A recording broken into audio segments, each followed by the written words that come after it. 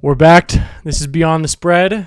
Apologies, no episode last week. I was very sick. No excuses. I should have been recording, for the people, man of the people. But I was in my bed for 4 days straight, just sweating it out. It was absolutely brutal. I'm still not 100% healed, but, life moves on. Things go on. We get healthy. We get better. That's just what it is. Got some medicine in me. Got some emergency in me. Things got better. I'm better. My bets aren't better, but, we keep going. We keep trying. We keep moving along. That's just what it is. I didn't give any picks last week. Doesn't matter. I probably would have went 1 for 4 in the NFL games. Not good. But that's just hypothetical. That's just hypothetical on what I possibly could have been. Possibly could have been 4-0 in NFL games too. We'll never know. More than likely, probably not, but you never know. But quick recap. Commanders at Lions. That was a shocker in my mind watching that game, just laying here. Jayden Daniels is just different. I kind of have it previewed right here about the NFC Championship game, but Jayden Daniels is just different. We'll start with the Commanders. They've had a good game plan. I think Cliff Kingsbury is a good coach. I was doubting him towards the end of the season because if you go back and look at his track record, he has losing streaks from USC when he was and when he was with the Cardinals. The last 5 or 6 weeks, they just fall off the map offensively. Now, I think I saw a tweet or heard something. It was like, wow, this offense actually works with Cliff Kingsbury offense actually works when you don't have someone who's 5'8" running it. That's kind of a shot at Kyler Murray. But Jayden Daniels is running it perfect. The dude's cool, calm, and collected in that pocket.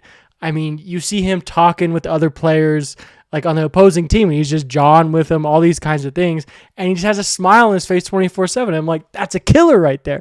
That is an absolute killer right there, and no one even sees it. They know it now, but, he had a smile. It happened throughout the entire year. Just a smile on his face, cool, calm, and collected in the pocket, making ridiculous throws. Whoa, excuse me, that scared the shit out of me. Ridiculous throws. He's just different. I don't know what they're putting in that water at LSU. If you're a Heisman from LSU, you're just going to be a dog in the league. That's just what it is. Majority LSU players are dogs in the league already. But Jayden Daniels is just on a different level. It's crazy. It's absolutely crazy. So shout out to the Commanders, Brian Robinson, Terry McLaurin. That defense has stepped up. They're in the NFC Championship game. And especially when you go into Detroit and win that game, it's more impressive. And you get into a shootout with Detroit. No one's won a shootout with them all year long.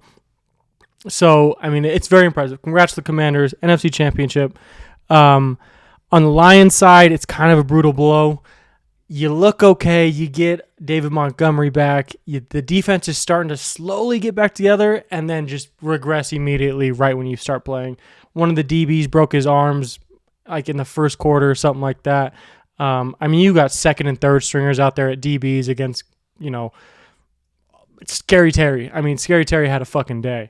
But Lions, it sucks. I was happy for the Commanders because okay, they got through the Lions. So they're legit. But the Lions, transitioning to the Lions, offense looked good. Jahmyr Gibbs is unstoppable. Jared Goff didn't have his best day. Amon-Ra St. Brown had an okay day. The offense was flowing. I thought they were going to make a run. You're watching, you're like, okay, they're not going to go away quietly. They never do.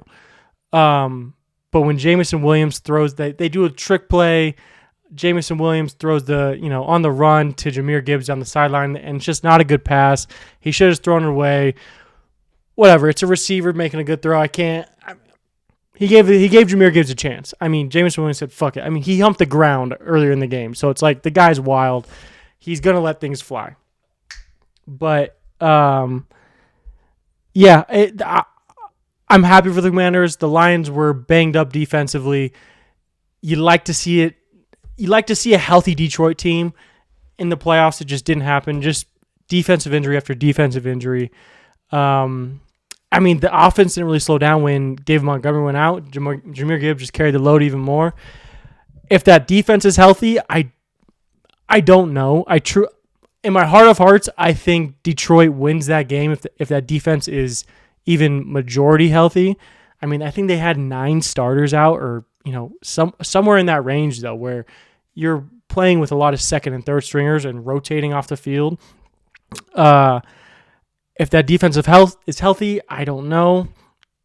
Because Jayden Daniels is just different. That team believes in him, which, I mean, when you get a team that believes that they're dangerous and hungry, I don't know if you guys have ever seen that Sean Payton clip that when the Broncos are going to the playoffs like a couple weeks ago, he's in the locker room. He's like, the most dangerous thing is a young team that doesn't know what they can't do. I mean, that's what the Commanders are right now. They're a young team. They don't know what they can't do. They're playing with house money at this point, and they're raking it in.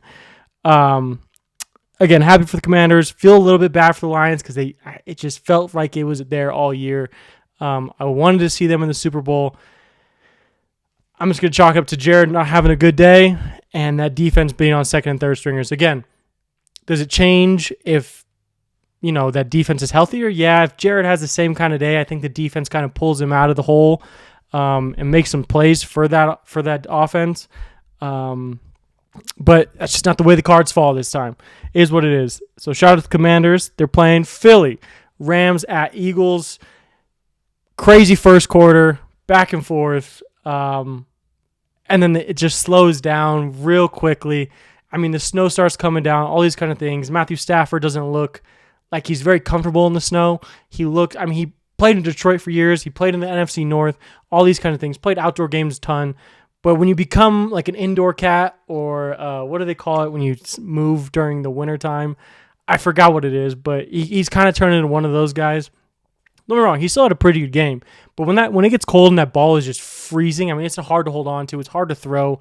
It's hard to even catch. But Eagles got it done. Saquon had a crazy game. I think he had 200-plus yards. He has like 400 or 500 yards just against the Rams these two times they played, this time and then one time in the regular season. The dude's an animal. I'm a little like this NFC Championship game between the Commanders and Philly, the Eagles. I'm excited for it. Philly's favored by 5.5. I'm nervous though because again, that Commanders team, you don't know what they can't. They don't know what they can't do. Saquon's awesome. Does the weather, if the snow doesn't come down, maybe it's a little cold, do the Rams, make that more, do they make that, do they get over that 22 point mark, or not margin, do they get over 22 points? That first drive, they were kneeling and dealing it. Tyler Higbee had a good catch for a touchdown. I mean, it was there. I just think when that snow comes down, people get cold, you have to run the ball. And I mean, that Eagles defensive front's an absolute dogfight. Jalen Carter's an animal. I just think if it's warm, maybe the Rams win. But, I mean, the Eagles, they're solid. I like them a lot. I like them in this spot for the Commanders to come into Philly. I also kind of like the under, weirdly. But, yeah. And then AFC, Texans at the Chiefs. Let's just get it out of the way with now. Chiefs win.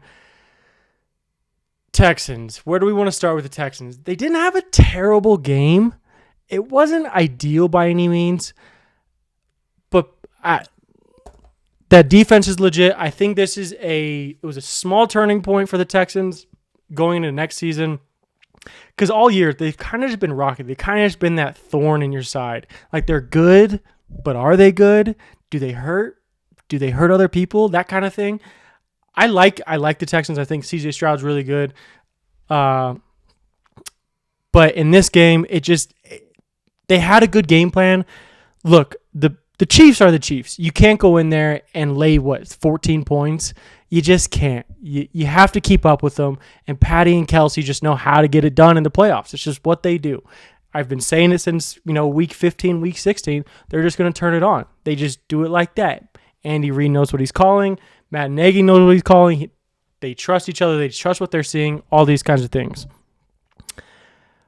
But I've been seeing a lot of discourse about, the helmet to helmet that was the Houston Texans players hitting each other when Patty's going down. I mean, It's football. This is what gets under my skin. It's football, and Troy Aikman said it on the call as well. It's like if Patrick Mahomes is gonna run around like that, someone absolutely light him up and make the penalty worth it.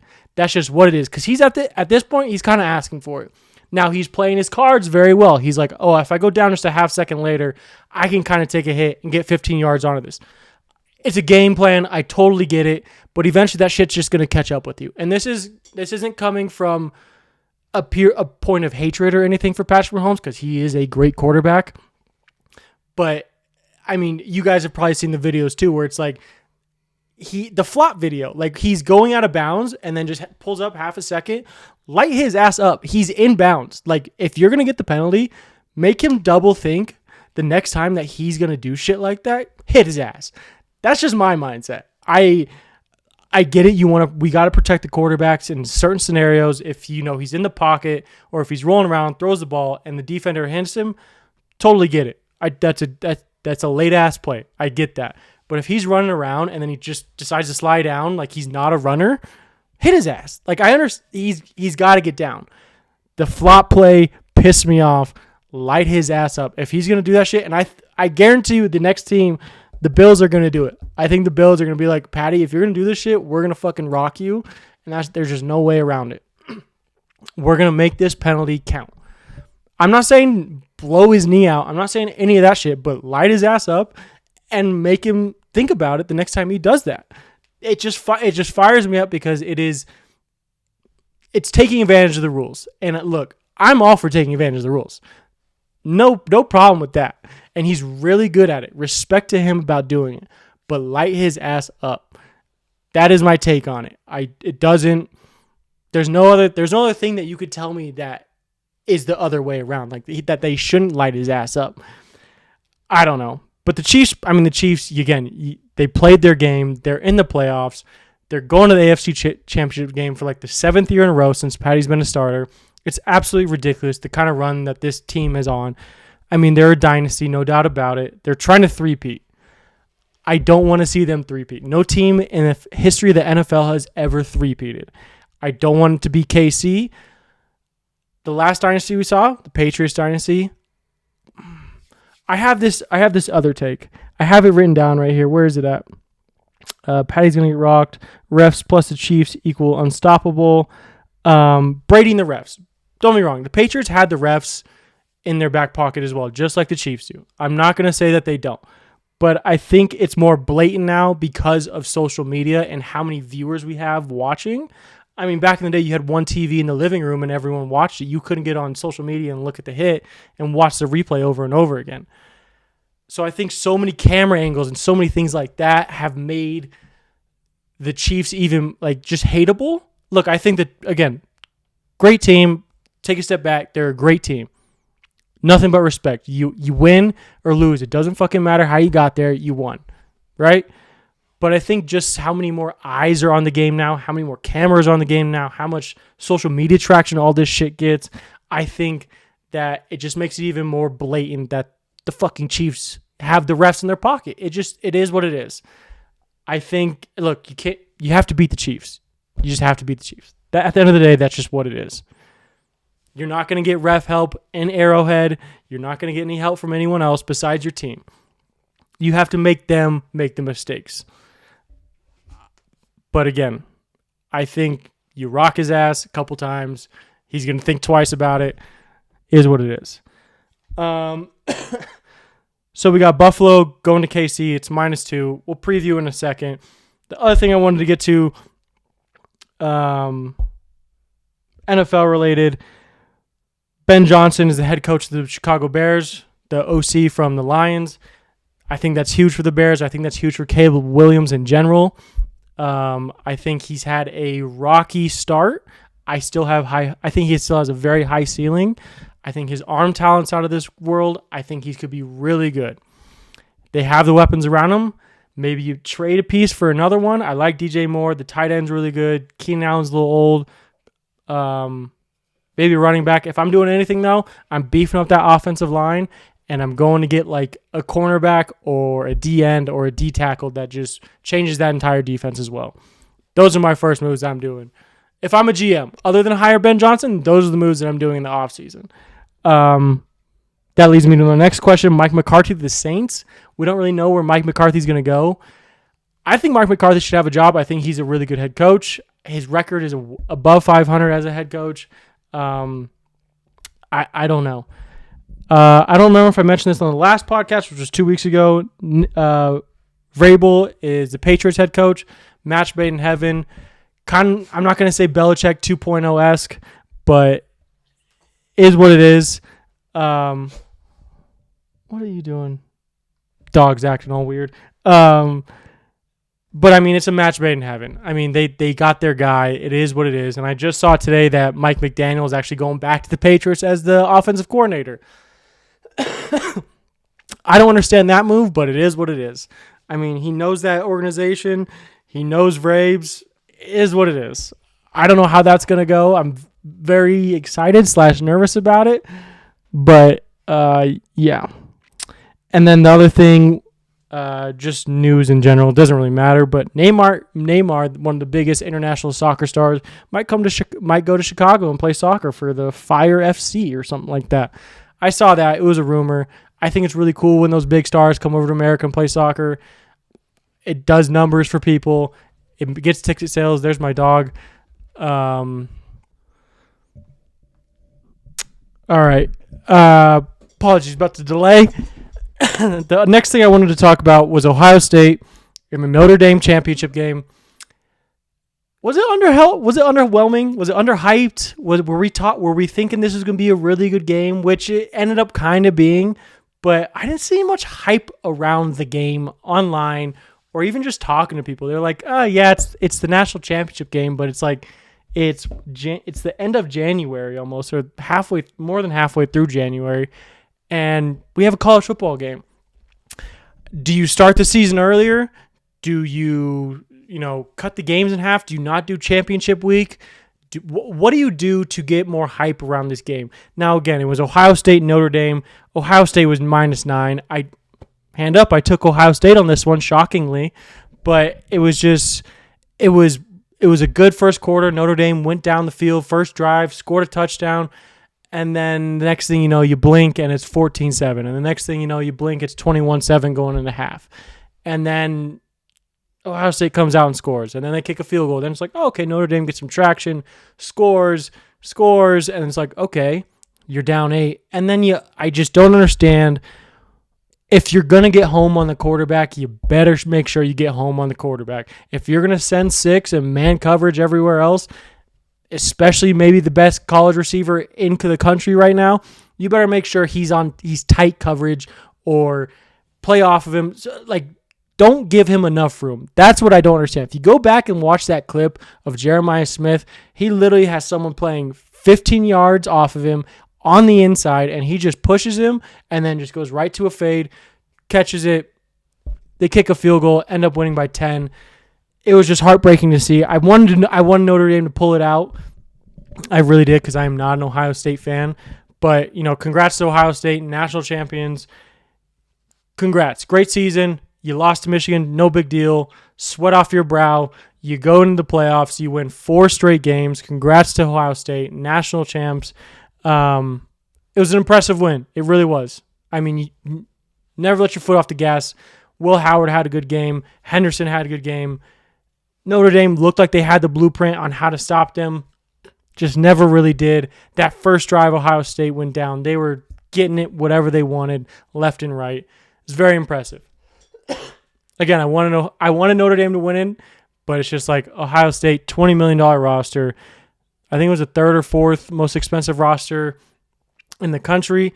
So you should win if you're one of those kind of rosters. I think it was Oregon, Texas, Ohio State, and then someone in Georgia was at 19, I think at 5 or 6. So shout out them. Very impressive. Good win. All those kinds of things. All right. College football's over. That's kind of sad.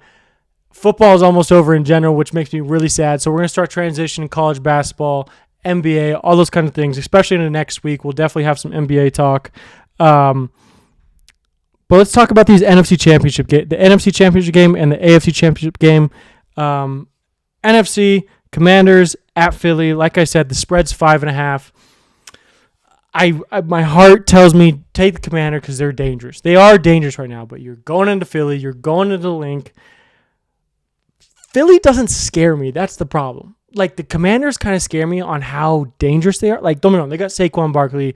They can unload at any point with A.J. Brown or Devontae Smith or Dallas Goedert. I mean, they got dogs everywhere on that team, offensively and defensively. I want to take the Commanders. I really do, just because Jayden Daniels is growing on me a lot. I think he's legit. I think he has a very, very high potential. Here's my thought process. Let's break this down for a second. If Kansas City wins, which I do not want them to win, but if they win, I want Philly to go to the Super Bowl. Okay? Just because I think they have a better chance at beating Kansas City than I think the Commanders do. Now, don't get me wrong, if the Commanders make it, they're like, we deserve to be here, but it's like, there's just levels of this shit, and the Commanders aren't there yet. And I think we're all going to know that if they do make the Super Bowl to play Kansas City. Could be totally wrong, but I'm pretty sure I'm right. But it's like, now if Buffalo wins, I don't care who makes it from the NFC side. I think either team that makes it from the AFC, I think they're going to win the Super Bowl. I really, really do. I think they're just that much dominant. I think they're just that next step ahead of a Philly or especially a Commanders. Now, if you go look at the sports books, Philly is the favorite to win the Super Bowl. I don't see it that way. I don't work for the sports book. I don't know the numbers or logic behind it all. I just don't see how either of these teams. It's maybe because it's just Saquon Barkley. Now, if you stop the run, which is hard to do with Saquon Barkley in that offensive line, you know what? I guess I am talking myself in the Philly. I can see how Philly's the favorite. I'm going to go Philly minus the 5.5. Now, it is also Tuesday. This line could change, go up, down, sideways, whatever it is.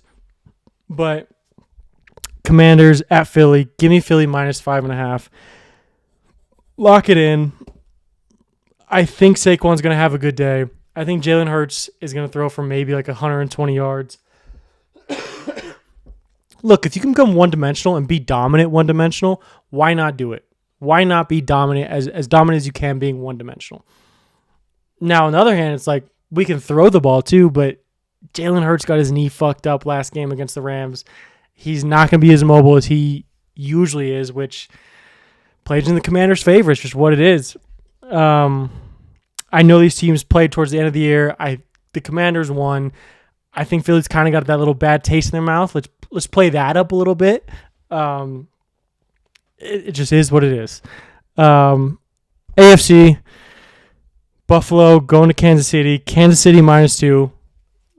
I'm going to make this pick now, and we can talk about it, but in my heart of hearts, I don't know who's going to win this game. I really, really don't. Obviously, I want Buffalo really badly. I'm a Josh Allen believer. I love him. I'm a Von Miller fan. He played for the Broncos. There's a little support there. You know, you want it when you see your guys go to different teams, you want them to succeed, especially a guy that brought a Super Bowl to your original team. Again, this is more of a heart play. I'm going with Buffalo -2. Now, can Josh Allen go in and get it done? Absolutely. I think he can. If he takes care of the ball, if they run the ball very well with James Cook and those two young running backs, if those receivers get open, all these kind of things. These teams know each other intimately. They've been in bed with each other, all these kinds of things. They know what they're going to do. Guess what? You still can't stop either of them. Patty's going to make some plays. Josh is going to make some plays. Tony Romo's going to be creaming in his pants. It's just going to be back and forth, just how like it usually is. Now, take a few steps back. You look at in the regular season, these teams played each other. Buffalo won. I think it was at home. Kansas City's going to play that up a little bit. They think they can beat us because we just went on the road. We were on the road and we lost to them. All these kinds of things. I want Buffalo in there to go in there and just dominate. No actions before the game. No prenuptials before the game. Nothing. I don't want to see you out there with no shirts on. I want you to, line up between the lines and just go at each other. I don't want to see no shit before the game. Because guess what? We all know it's going to be cold, okay? Buffalo, you're from Buffalo. There's snow in Buffalo right now. We know it's cold. You guys know how to play in the cold. It is what it is. Just go in there and knock them fucking teeth in. That's just all I want. I just want them to knock their fucking teeth in. I'm a Kansas City hater. That's fine. Hand up. I'm a Kansas City hater. They annoy me. But you know what? Respect is respect. They're a great team. So are the Buffalo Bills. They haven't won anything yet, but they're going to. This is a heart play. I'll admit it 100%. This is a heart play. Buffalo -2. I think Kansas City has a great shot at this to win. I think they could three-peat. I think they absolutely could three-peat. There's no doubt about it. Can they get it done, though? To be determined. Because they don't feel any pressure about it. They're like, we won back-to-back. Who cares if obviously it's on their mind that they want to three-peat, but it's like, it's not at the top of their priority. Patty Mahomes, Kelsey, Chandler Jones. What's that linebacker's name? He had a hell of a game last week against the Texans. Not Cushenberry. I'm not thinking Cushenberry. You know what I'm talking about? Karlaftis. Karlaftis had a hell of a game. He's just as dominant late in the games as Chandler Jones is. Let me give you a secret, Buffalo Bills. Find Chandler Jones on 3rd and long. Find Karlaftis on 3rd and long. I'd rather focus on Chandler Jones than Karlaftis because Chandler Jones is an absolute game wrecker. Don't get me wrong, Karlaftis is too. That defense is solid. It's just, can you get over the hump? Can you stop the run? Can you stop Kareem Hunt? I mean, the Chiefs ran the ball like 11 times last week against the Texans. 11 times. It was something like that. It was the Patrick Mahomes and Travis Kelce show. Don't get me wrong. They have weapons everywhere. And they're going to use them. But is Buffalo going to stop them? That's the big question. Can you get a couple stops here and there and go get some points on those stops? That's the big question. And I think so. I really, really do. I think Buffalo's going to go in there. They're going to have some noise on them. Doesn't matter. Josh Allen's going to be cool, calm, and collected. He's not going to have a perfect game, but I don't think Patty's going to have a perfect game either. I want Buffalo in this. Create a turnover, get a pick, force a fumble, something. Have your game records be game records in this game. Because I think whoever goes into the Super Bowl from the AFC has a much better shot at winning than either of the NFC teams. Excuse me. Again, Philly's dangerous. I think the Commanders are also dangerous. All these teams are fucking dangerous. Can they hypothetically all make the Super Bowl and win it? Yes. I don't know though. That's really about it. Beyond the spread, we are on TikTok now. We are on Instagram now. Like, follow, subscribe, comment, do what you got to do. Throw your boy a follow, whatever you got to do. Beyond the spread, we're going places. We're going to the fucking moon. Just kidding. Let's take baby steps. Let's get to the street first, and then we'll go to the mall. We'll make our way. We'll go get a new car, all these kinds of things, and then we'll make it to the fucking moon eventually, in the long run. Keep it going, all these kind of things. Let's see. NBA news. I'm not there yet. College basketball, NBA, next episode. If you're interested, like, follow, comment, subscribe, do what you got to do. I'm out.